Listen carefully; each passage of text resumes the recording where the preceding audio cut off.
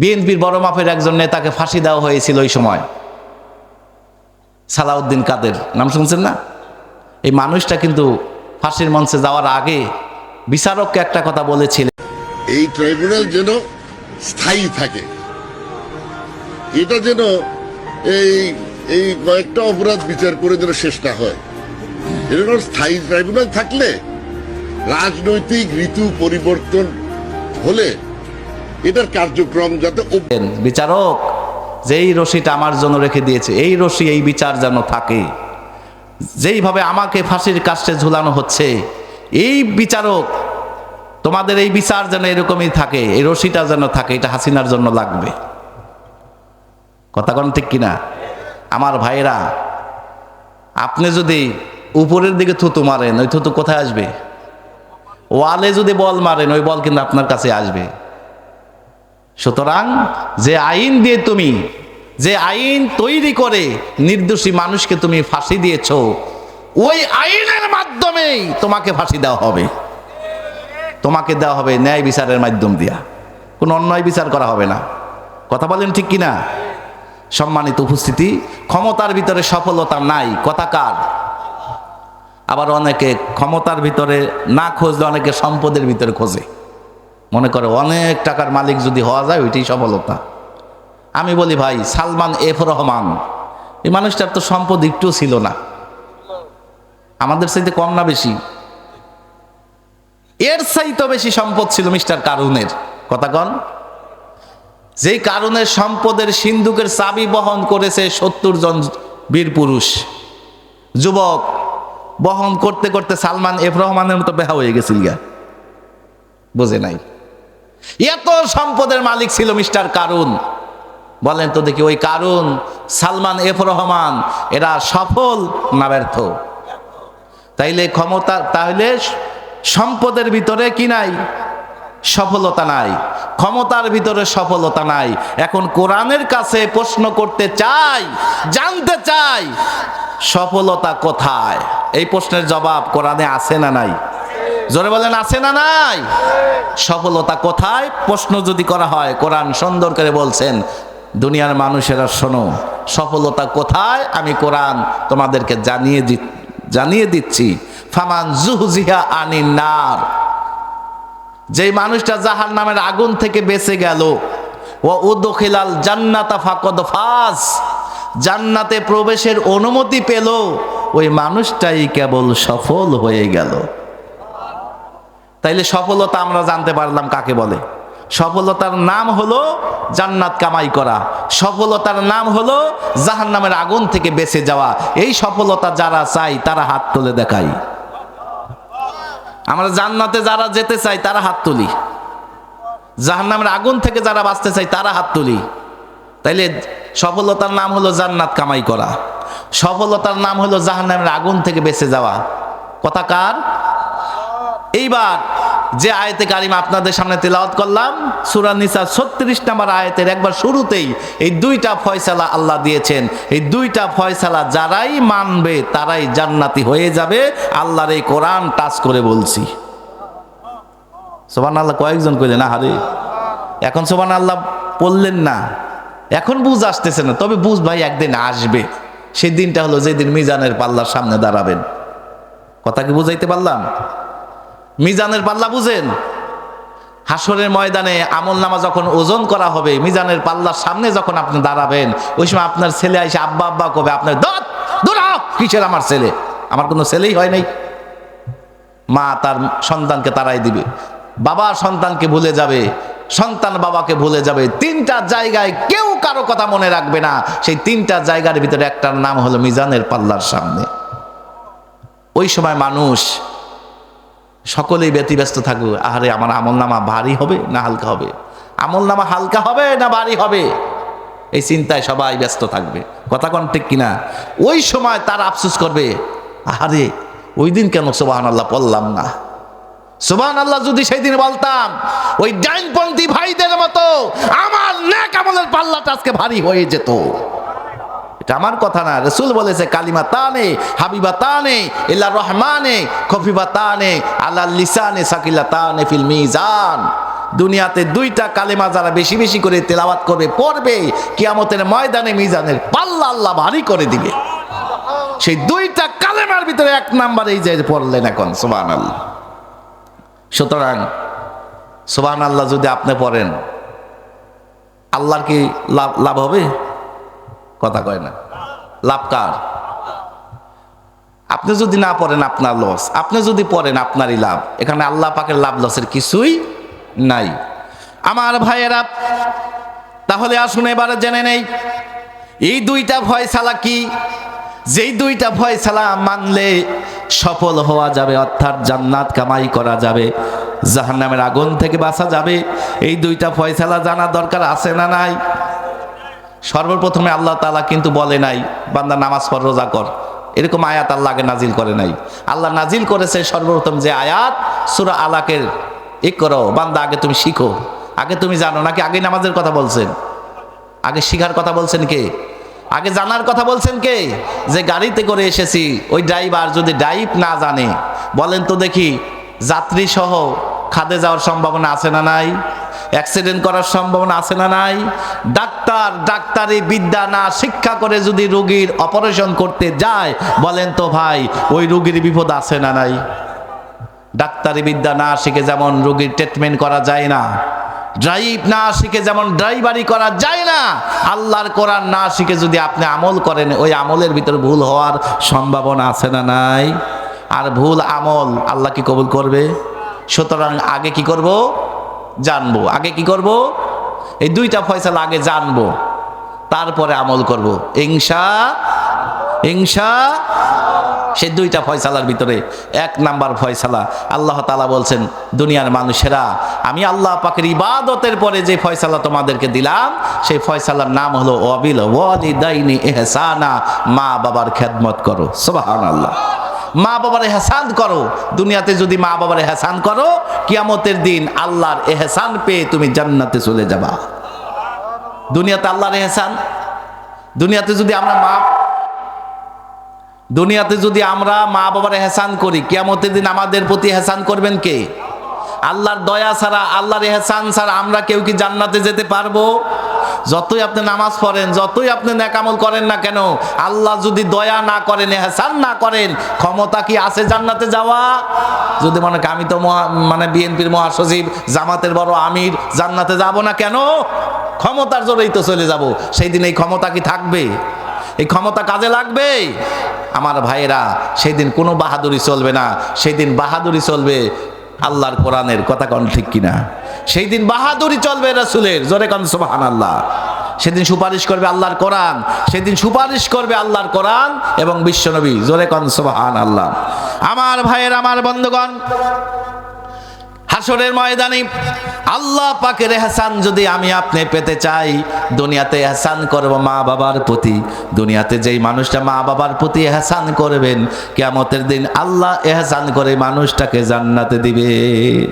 হযরত ইবনে আব্বাস বলেন, কোরআনুল কারীমের বিশাল বড় মুফাসসির তিনি বলেন, আমি আল্লাহ পাকের কোরআন শুরু থেকে শেষ পর্যন্ত গবেষণা করেছি, শুরু থেকে শেষ পর্যন্ত পড়াশোনা করেছি।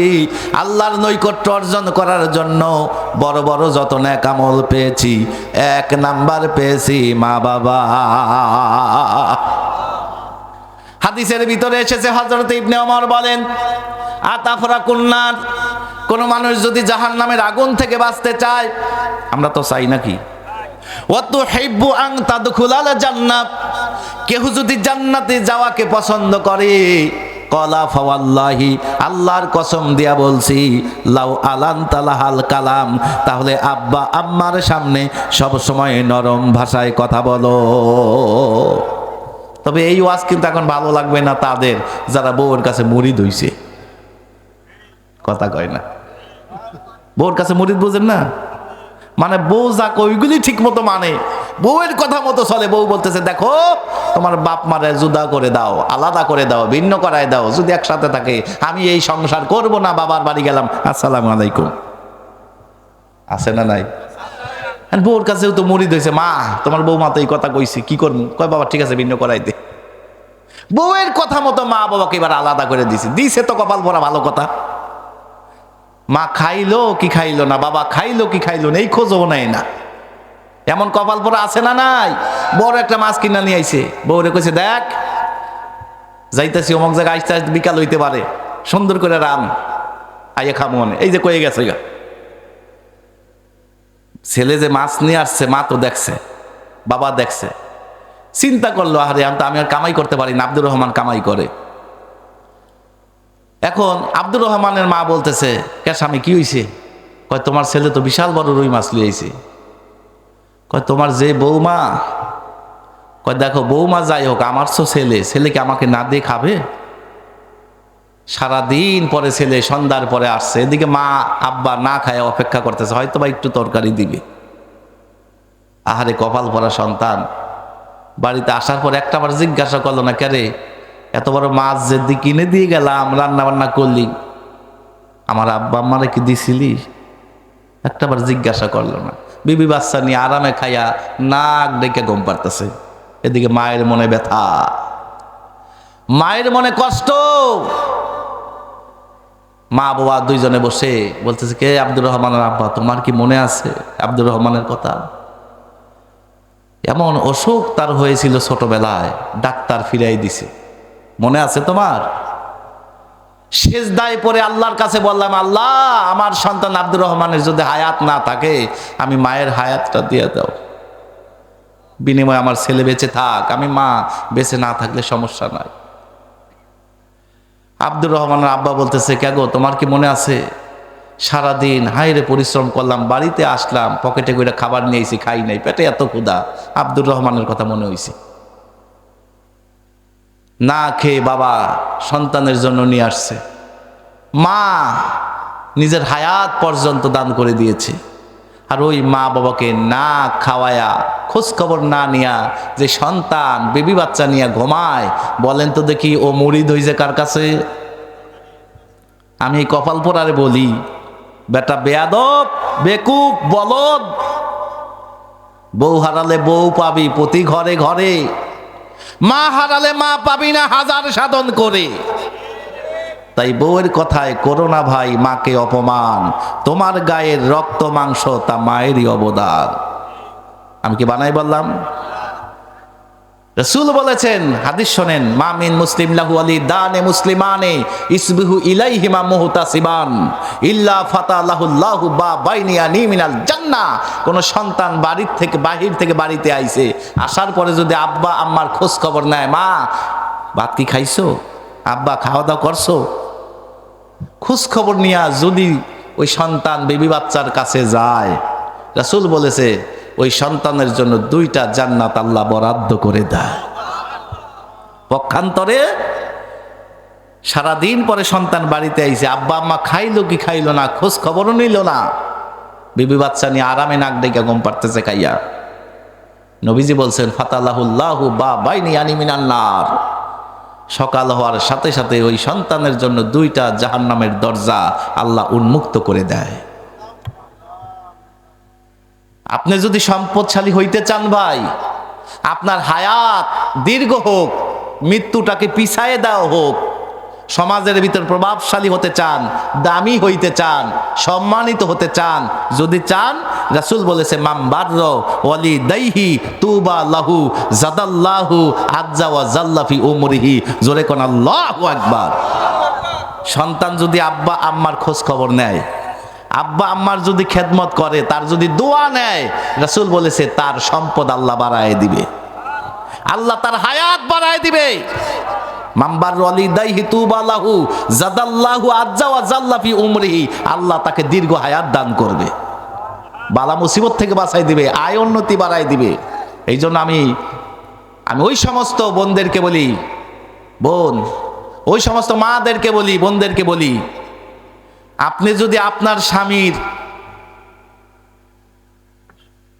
স্বামীর সম্মান বাড়ুক, আপনার স্বামী সমাজের ভিতরে দামি হোক, সম্মান নিয়ে চলুক, এটা যদি আপনি চান, সম্পদশালী হোক, দামি হোক, এটা যদি আপনি চান, আপনি আপনার স্বামীরকে উদ্দেশ্যে করে অন্তত এই কথা বলবেন, রাসূলের হাদিসটা শোনাবেন, স্বামী যাই করেন অন্তত বাপ মার সাথে দুর্ব্যবহার কইরেন না, যদি তাদের সাথে দুর্ব্যবহার করেন, আমও যাবে, সালাও যাবে। যদি মা বোন তোমার স্বামীর তুমি ভালো দেখতে চাও, সম্পদশালী হোক, দামি হোক সমাজের ভিতরে, যদি এটা দেখতে চাও, তোমার স্বামীকে বুঝ দাও বাপ মার সাথে ভালো ব্যবহার করার জন্য। কেন? হাদিসের ভিতরে এসেছে রিদার রব্বি ফি রিদাল ওয়ালিদাইন। ভাই আপনারা কষ্ট পাচ্ছেন, বিরক্ত হচ্ছেন? আর কি 10 মিনিট চলবে? খারাপ লাগতেছে না তো? আমি কি আমার আলোচনার বাইরে কোনো কথা বলতেছি বিষয়ের? আল্লাহ তাআলা আপনার উপরে খুশি আছে কিনা এটা কারা কারা জানতে চান? হাত তোলেন তো দেখি। এই মুহূর্তে জানাবো আমি। ঘুমাই গেছেন? কয়জন ঘুমাইছেন?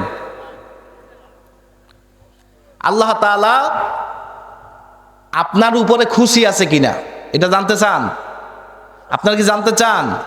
একজন সাহাবী প্রশ্ন করলেন, ইয়া রাসূলুল্লাহ, আল্লাহ তাআলা আমার উপরে খুশি আছে, সন্তুষ্ট আছে, এটা আমি কিভাবে বুঝবো? রাসূল বললেন, সাহাবী তুমি কি জানতে চাও আল্লাহ তোমার উপরে খুশি আছে কিনা? কয় জি হুজুর। ইলজাম, দৌড়াও। হুজুর কোন দিকে? কয় তোর মার কাছে যা। সুবহানাল্লাহ কোন? তোর বাবার কাছে যা। রিদার রব্বি ফি রিদাল ওয়ালিদাইন। তোর বাপ মার কাছে যা, দেখ তোর বাপ মা তোর উপরে খুশি আছে কিনা। যদি খুশি থাকে, আরশের মালিক তোর উপরে রাজি আছে। সাকাদু রব্বি ফি সাকাদিল ওয়ালিদাইন। তুই যত বড় নামাজি, যত বড় হাজি, যত বড় তাহাজ্জুদ গোজাজি, আব্বা আম্মাকে যদি তোর বউয়ের কথা মতো কষ্ট দেস, তোর আমলের প্রতি উনি সন্তুষ্ট না। যতই তুমি নামাজ পড়ো, তোমার নামাজে খুশি হন না কে? কেন? আব্বা আম্মা তোমার প্রতি খুশি নাই। ও সাকাতু রব্বি ফি সাকাতিল ওয়ালিদাইন। আব্বা আম্মা যদি নারাজ হয়, নারাজ হয় কে? নারাজ হয় কে? আব্বা আম্মা খুশি হইলে খুশি হয় কে? একজন সাহাবী বললেন, ইয়া রাসূলুল্লাহ, ইন্নী উরিদুল জিহাদু ফি সাবিলিল্লাহ।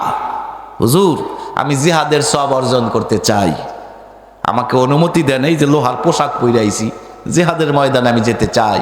কত ভাইকে দেখি জিহাদের ময়দানে গিয়ে শহীদ হয়ে জান্নাতে চলে যাচ্ছে, কত ভাই গাজী হয়ে গনিমত নিয়ে ফিরে আসতেছে, কত সম্মানিত তারা। হুজুর, আমিও তাদের কাতারে থাকতে চাই। রাসূল বললেন, তুমি কি জিহাদের সওয়াব অর্জন করতে চাও? জি হুজুর। তুমি কি জান্নাতে যেতে চাও? জি হুজুর। রাসূল বলেছে, ইলজাম, দৌড়াও, রিজলাহা ফাসুম্মাল জান্নাহ। মায়ের পা শক্ত করে ধরে থাকো, কেননা ওখানেই তোমার জান্নাত অপেক্ষা করতেছে। জগৎ বিখ্যাত আলেম ইমাম শাফি রহমাতুল্লাহ আলাইহি, নাম শুনছেন? তিনি তার আম্মা জানের পায়ে চুমা দিতেছে। মা বলতেছে, বাবা তুমি করো কি? সারা বিশ্বের মানুষ তোমাকে চিনে জানে, এত বড় আলেম, তুমি আমার পায়ে চুমা দাও কে? আমার তো লজ্জা লাগে। না মা, আমি তোমার পায়ে চুমা দেই না তো। আমি দেখলাম। মা, আমি তোমার পায়ে চুমা দেই নাই, আমি জান্নাতে চুমা দিয়েছি। বিশ্ব নবী বলেছেন, আল জান্নাতু তাহাতা আকদামিল উম্মাহাত। মায়ের পায়ের নিচে জান্নাত। ওগো মা, আমি তোমার পায়ে চুমা দেই নাই, আমি জান্নাতে চুমা দিয়েছি। বিশ্ব নবী মেরাজে গেলেন। মেরাজে যাওয়ার পরে সফর সঙ্গী জিব্রাইলকে জিজ্ঞাসা করলেন। মুসনাদে আহমদের ভিতরে হাদিস খানা এসেছে, নবীজি জান্নাত পরিদর্শন করতেছে, এমন সময় জান্নাতের একটা রুমের ভিতরে সুললিত কণ্ঠে একজন যুবক কোরআনুল কারীম তিলাওয়াত করতেছেন। বিশ্ব নবীজি কোরআন তিলাওয়াত শুনে নবীজি দাঁড়িয়ে গেলেন আর বললেন, ইয়া আখি জিব্রাইল, ও ভাই জিব্রাইল, আমার কলিজা ঠান্ডা হয়ে গেল। রে জিব্রাইল, ওই যে যুবক কোরআনুল কারীম তিলাওয়াত করতেছে জান্নাতের ভিতরে, আমি নবীজি শুনতেছি আমার কানে, এত ভালো লাগতেছে, আমার কলিজা ঠান্ডা হয়ে গেল। যদি সে ঈসা নবীর উম্মত হতো, ইনজিল কিতাব তেলাওয়াত করত। যদি সে মুসা নবীর উম্মত হতো, তাওরাত কিতাব তেলাওয়াত করত। যদি সে দাউদ আলাইহিস সালামের উম্মত হতো, জাবুর কিতাব তেলাওয়াত করত, কিন্তু তেলাওয়াত করতেছে কোরআনুল কারীম, আমার কাছে মনে হয় ওই যুবক আমার পরিচিত কেউ হবে। হযরতে জিবরাইল আমিন বলেন, ইয়া রাসূলুল্লাহ, ইয়া হাবিবাল্লাহ, আপনার আইডিয়া ঠিক, ইনি আর কেহ না, ইনি আপনার সাহাবী হযরত নোমান ইবনে হারেসা। নবীজি মিরাজ থেকে আসার পরে নোমান ইবনে হারেসাকে জিজ্ঞাসা করলেন, ওরে নোমান ইবনে হারেসা, গোপনে গোপনে এমন কি আমল তুমি করো? জান্নাত পরিদর্শন করার কালে মেরাজের রাত্রিতে আমি তোমাকে দেখতে পেয়েছি জান্নাতে কোরআন তেলাওয়াত করতেছো। এত বড় আকাশচুম্বী সম্মান তুমি কিভাবে লাভ করলে আমি জানতে চাই। হযরত নোমান ইবনে হারেসা দুই চোখের পানি ছেড়ে দিয়ে বলেন, ইয়া রাসূলুল্লাহ, ইয়া হাবিবাল্লাহ, তেমন কোনো আমল আমার নাই, তবে নামাজ কালামের পাশাপাশি একটা আমল আমি আমার বাড়ির ভিতরে করে যাই। রে নোমান ইবনে হারেসা, কি আমল তুমি করো আমি জানতে চাই, তোমার মুখ থেকে আমার কানে শুনতে চাই। হযরত নোমান ইবনে হারেসা বলেন, ইয়া রাসূলুল্লাহ, যেই কাজটা আমি আমার ঘরের ভিতরে করি, বাড়িতে করি, সেটা হলো আমার মা হাঁটতে পারে না, চলতে পারে না, এমনকি পায়খানা প্রস্রাব পর্যন্ত বিছানায় করে, আমি সন্তান নিজে এইগুলো পরিষ্কার পরিচ্ছন্ন করি, নিজের হাতে হাট বাজার করি,